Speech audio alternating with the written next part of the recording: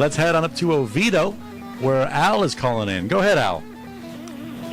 Hello, Larry. Hey, I got I have a 2003 Ford Explorer Sport Track with 150,000 miles on it. So recently it just stopped, and it would not shift into gear. So we had the automatic transmission replaced with a rebuilt unit that was guaranteed for 3 years. Now, 3 months later, and 500 miles later, the overdrive light came on, and we discovered the transmission fluid turned to a strawberry milkshake. Now, the repair shop is going to flush the transmission and change the radiator. The question is there any damage to the contact with the antifreeze on the new unit? And shouldn't we replace the newly rebuilt unit with another? Or is that down the road?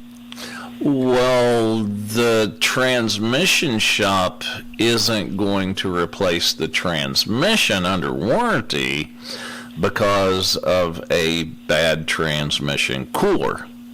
So, unfortunately, that won't be covered. Really, about the only thing that we can hope for is to flush, put a radiator in it with a new tranny cooler and go ahead and run several doses of new fluid through the transmission and try to get it cleaned up and see what happens. I'm just trying to think if there's anything else that I could really. Did the shop that did the transmission, did they replace the radiator at the same time? No, that was my biggest concern, and that's just common sense, right? So, well, not necessarily, Al. It's kind of like this. I'm not going to sell somebody something that I don't see any reason to sell them.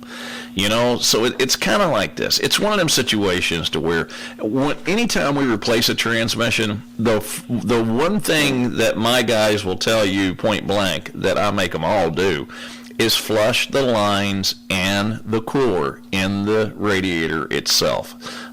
If they don't, we have no way of knowing if that cooler is open and doing its job.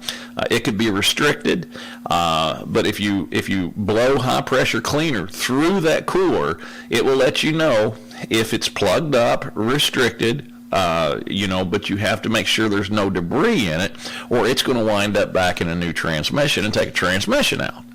But if there's no problem found when you're doing that, it would be, I wouldn't want to sell you a radiator just because.